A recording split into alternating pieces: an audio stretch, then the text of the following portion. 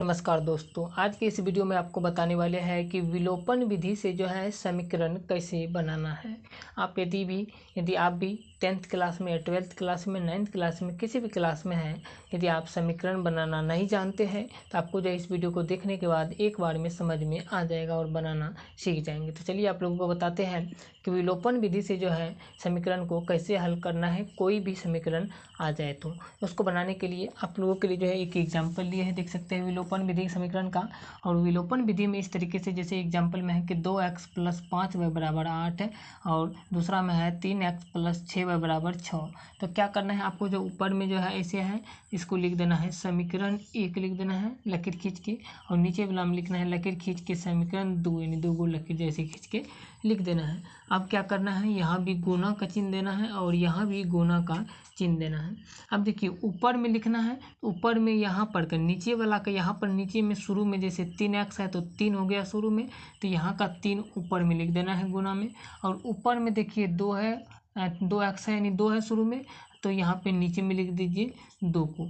क्या समझे, यानी जो नीचे वाला इस कोना का इस कोना में ऊपर में लिख देना है 3 है तो, और यहाँ पर का 2 है तो 2 लिख देना है नीचे में, और x को नहीं लिखना है। इस तरीके से लिखने के बाद क्या करना है, जैसे यहाँ पे 3 है तो 3 से क्या करना है, सभी को गुना कर देना है ऊपर में। यहाँ पे शुरू में जैसे 3 है तो 3 से 2 को गुना करेंगे तो हो जाएगा 3 दूना 6x हो जाएगा, प्लस है तो प्लस देना है, और 5y को 3 से गुना करेंगे तो हो जाएगा 15y, बराबर है बराबर देंगे, और 8 को 3 से गुना करेंगे तो हो जाएगा 24।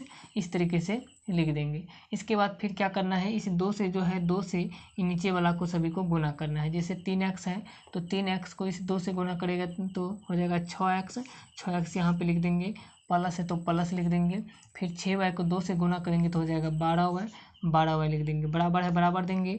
फिर यहाँ पे 6 है और यहाँ पे 2 है तो 6 गुना 2 करेंगे तो हो जाएगा 12। तो इसके बाद क्या करना है, यहाँ पे एक लकीर खींचना है, और लकीर खींचने के बाद जो है यहाँ पे चिन्ह बदल देना है। जैसे कि अलजेब्रा का जो होता है घटाव जो होता है जिसमें कि चिन्ह बदला जाता है, तो उसी तरीके से यहाँ पे चिन्ह बदलना है। जैसे प्लस है तो माइनस देना है, और यहाँ भी कुछ नहीं है प्लस है, यहाँ पे देना है माइनस। यहाँ भी शुरू में कुछ नहीं है तो प्लस रहता है, यहाँ पे भी माइनस देना है। तो ऊपर में प्लस है, कुछ नहीं है तो नीचे में माइनस है। अब देखेंगे तो प्लस माइनस माइनस होता है, नहीं घटता है, ये घटेगा तो कट जाएगा। और यहाँ पे देखिए प्लस है, यहाँ पे माइनस है, तो यहाँ भी घटेगा, तो यहाँ पे 15y है, यहाँ पे 12y है, तो 15 में से 12 गया 3 बचेगा, और y है तो y, यानी 15y में से 12y घटाएंगे तो 3y बचेगा। और इधर से ऊपर से घटा तो 15 का चिन्ह प्लस है तो प्लस ही रहेगा, यहाँ पे प्लस ही है, कुछ नहीं लिखा जाता है तो प्लस रहता है। फिर बराबर का चिन्ह है, बराबर देंगे, ऊपर में प्लस है यहाँ पे कुछ नहीं है तो, लेकिन यहाँ पे माइनस है तो प्लस माइनस घटेगा। तो यहाँ पे 24 में से क्या करेंगे, 12 को घटा देंगे, तो 24 में से 12 को घटाएंगे तो 12 बचेगा। और यहाँ पे जो है ऊपर से घटा तो ऊपर का चिन्ह यहाँ पे प्लस है, यहाँ भी प्लस है, कुछ नहीं है तो प्लस लिख देंगे। अब क्या करेंगे, 3y बराबर हो गया 12, तो अब क्या लिखेंगे, यहाँ पे लिखेंगे y बराबर 12 है तो 12, और ये 3 जो है इसके बटे में चल जाता है। जैसे 3y बराबर 12 है तो इस तरीके से यदि y बराबर लिखेंगे तो 12 का है तो 12 को लिख देंगे, और 3 जो इसके बटे में चल जाएगा। अब देखेंगे तो 3 से यहाँ पे कट रहा है तो कटा देना है, जैसे 4 3 12, 4 बार में कट गया। अब जो है नहीं कटेगा तो y बराबर ऊपर में 4 बचा, नीचे में 1 है तो नीचे में 1 नहीं लिखा जाता है, यहाँ पर जो है y बराबर आ गया 4, y का मान आ गया 4।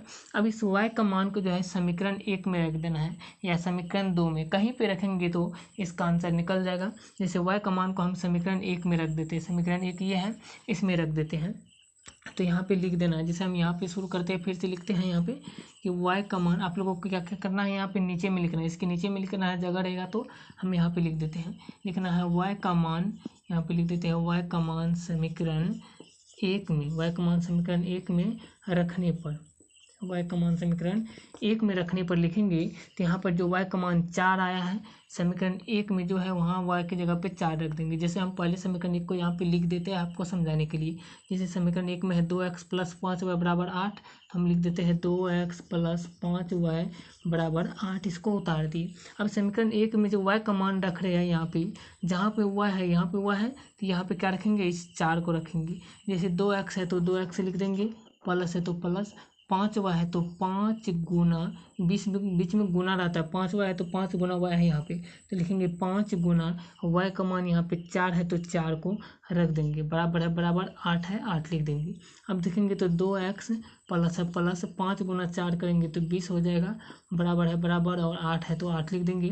अब ध्यान से देखिएगा तो यहाँ पे 2x है यहाँ पे और यहाँ पे 20 है, तो 20 का एक साथी यहाँ पे है बिना x वाला, ये भी बिना x वाला है और ये भी बिना x वाला है, लेकिन ये 2x जो है x वाला है, तो आप लोगों को क्या करना है 2x को यहीं पर रहने देंगे, बराबर का चिन्ह दे देंगे, बराबर की साइड में 8 है तो 8 को लिख देंगे, जो चीज़ रहेगा उसको लिख देना है। अब इसका साथी जो एक यहाँ पे है जैसे प्लस 20 है, इसको उठा के बराबर के उस साइड में ले जाना है, दूसरे साइड में। यदि बराबर के दूसरे साइड में जाता है तो चिन्ह बदल जाता है, जैसे प्लस 20 है तो बराबर के दूसरे साइड में जा रहा है तो -20 देंगे, अगर -20 रहेगा तो +20 देना है, इस तरीके से देना है। इसके बाद देखेंगे तो फिर 2x है, 2x बराबर है बराबर 8 में से 20 को घटाएंगे तो 8 में से 20 यहाँ पे नहीं घटेगा, तो क्या करना है 20 में से ही 8 को घटाना है, तो 20 में से 8 को घटाएंगे तो बचेगा 12, लेकिन उल्टा घटा, इधर से घटा, इसका चिन्ह देखिए माइनस का है तो यहाँ पे माइनस लग जाएगा। यदि अब x बराबर लिखेंगे, यहाँ पे 2x है, 2x बराबर -12 है ना, लिखना है x बराबर लिखेंगे तो -12 है तो -12 को लिख देंगे, 2 जो है यहाँ पे बटे में चल जाएगा, जैसे यहाँ पर किए थे 3y बराबर 12 था तो y बराबर 12 को लिख दिए थे, 3 बटे में दिए थे, उसी तरीके 2x बराबर -12 है तो x बराबर -12 है तो लिख दिए 2 को बटे में। अब देखिए कटता है तो कटा देना है, जैसे 2 से कटाएंगे तो 6 दूना 12, 6 बार में कट जाता है, तो x बराबर हो जाएगा -6, क्योंकि एक ही जगह माइनस है तो एक जगह लगले रहेगा, अगर दोनों जगह माइनस रहता तो माइनस माइनस भी कट जाता, लेकिन एक ही जगह इसमें माइनस है, तो x बराबर -6 जो है इसका जो है सही आंसर हो जाएगा। तो आप देख सकते हैं x का मान -6 आ गया और y का मान 4 आ गया। इसी तरीके से जो है किसी भी समीकरण को विलोपन विधि से बना सकते हैं, विलोपन विधि का समीकरण जो है, विलोपन विधि से समीकरण बनाने का यही एक नियम है और इस तरीके से आप जो है बना सकते हैं। पहले समीकरण ये खींचना है, लिखना है, समीकरण 2 खींचना है और गुणा का चिन्ह देना है, नीचे वाला का ऊपर में देना है और इससे नीचे वाला ऊपर वाला का नीचे में देना है और इससे इस सबको गुणा करके लिखना है, इससे इस सबको गुणा करके लिखना है, चिन्ह बदलना है, अलजेब्रा के घटा में जो चिन्ह बदलते हैं, और उसके बाद जो कटता है कटा देना है, जो घटता है घटा देना है, फिर यहाँ पे कटा करके y का मान निकला, फिर यहाँ से x का मान निकलेगा। इस तरीके से बना सकते हैं।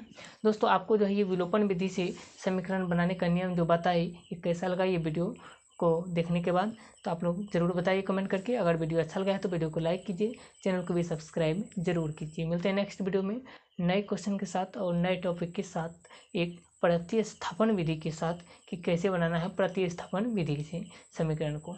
जय हिंद।